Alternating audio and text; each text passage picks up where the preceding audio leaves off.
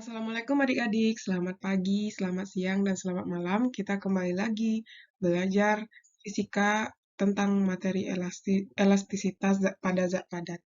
Oke, nah pada kali ini sebelum kita masuk ke sub-sub bagian pada materi elastisitas, kita harus paham dulu apa yang dimaksud dengan elastisitas. Oke, nah elastisitas itu adalah kemampuan suatu benda untuk kembali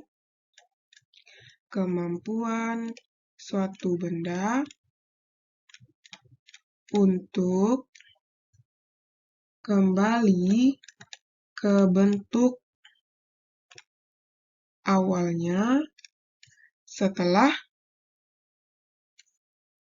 gaya luar yang diberikan kepada benda itu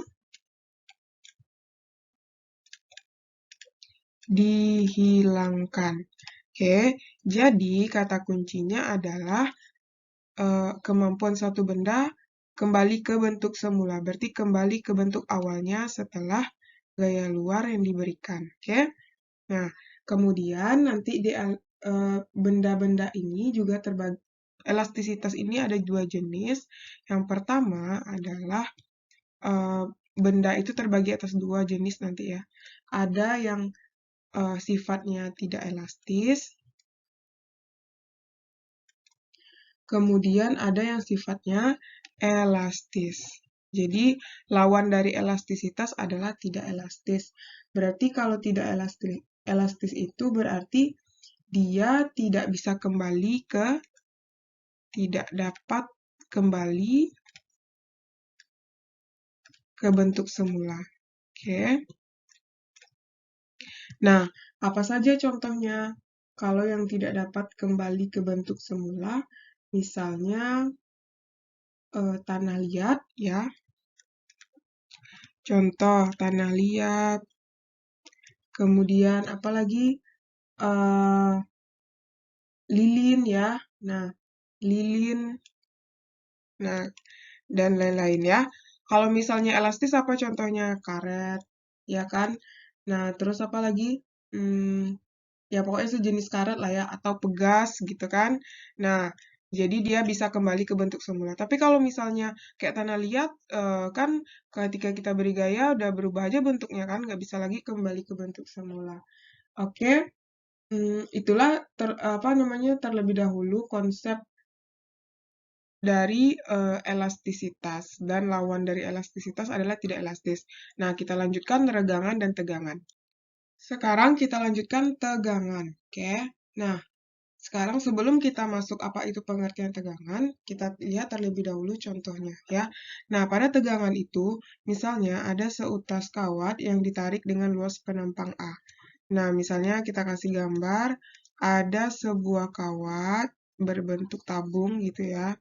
Nah, ini anggap aja gambarnya rapi ya. Oke. Nah, jadi awalnya dia panjang mula-mulanya segini nih. Panjang mula-mulanya segini, kemudian di mana ini panjangnya kita misalkan dengan L0 ya. L0 adalah panjang awal.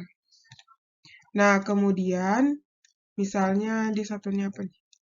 Panjang awal itu misalnya satunya senti ya, atau meter. Atau kita ambil SI aja ya, misalnya satuannya meter.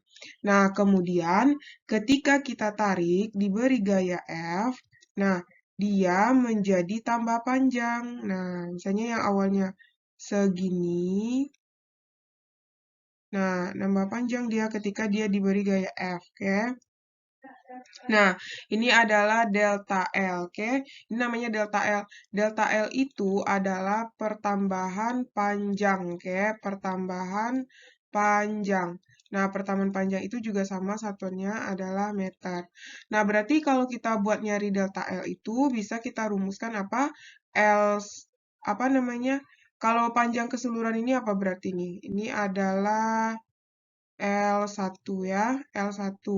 Berarti delta L itu bisa kita cari dengan rumus L1 dikurang L0. Nah, L1 itu adalah panjang akhir ya. L1 adalah panjang panjang akhir. Oke, satunya juga meter. Nah, jadinya kalau kita lihat di sini, tegangan itu, berarti kan di sini ada luas penampang nih. Ada A, kemudian ada F. Dan di sini ada F. F adalah gaya, kemudian satunya Newton, dan A adalah luas penampang. Oke. Nah, jadinya kalau kita lihat, tegangan itu bisa kita definisikan dengan apa? Hasil bagi antara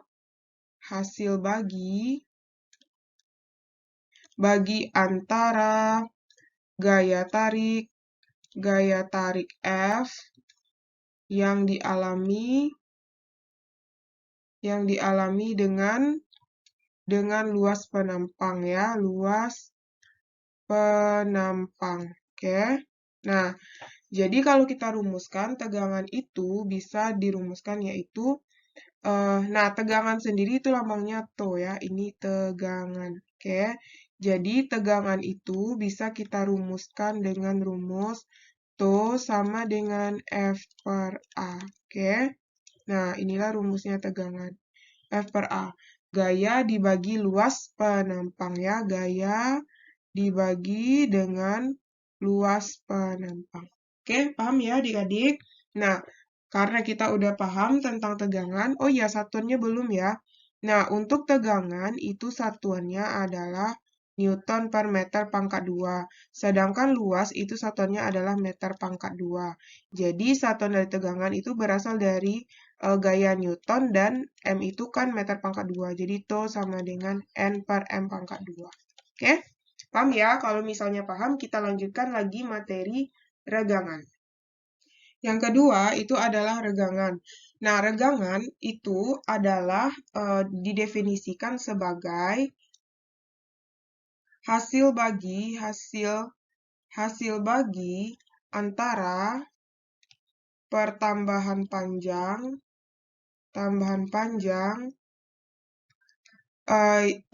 tadi delta L ya, delta L dengan panjang awal, oke?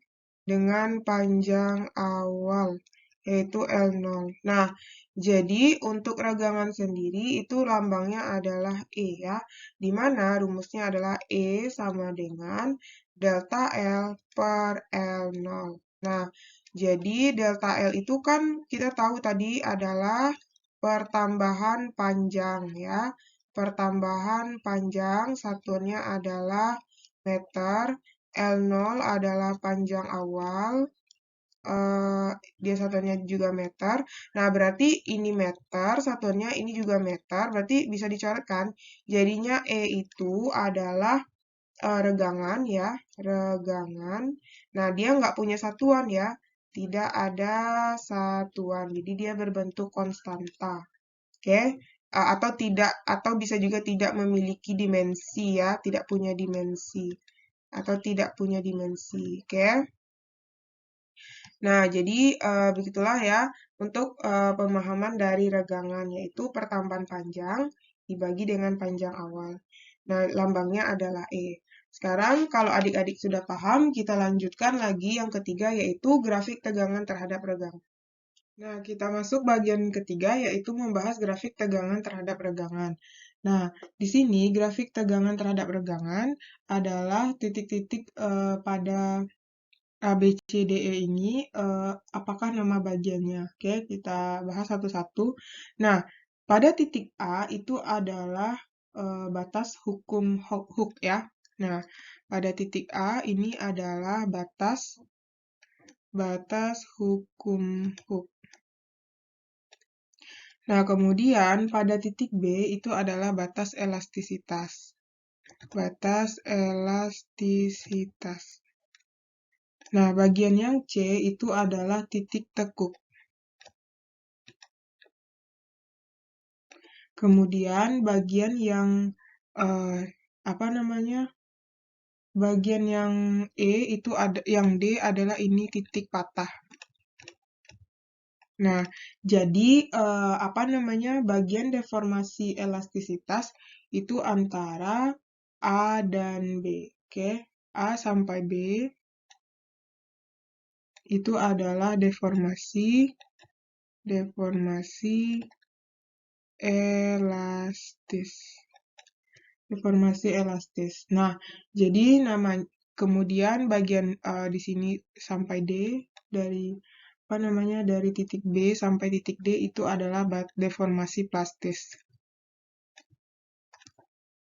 Deformasi plastis, oke. Nah, jadi di sini artinya di titik A sampai B itu masih batas elastisitas dan dari B sampai D itu adalah plastis.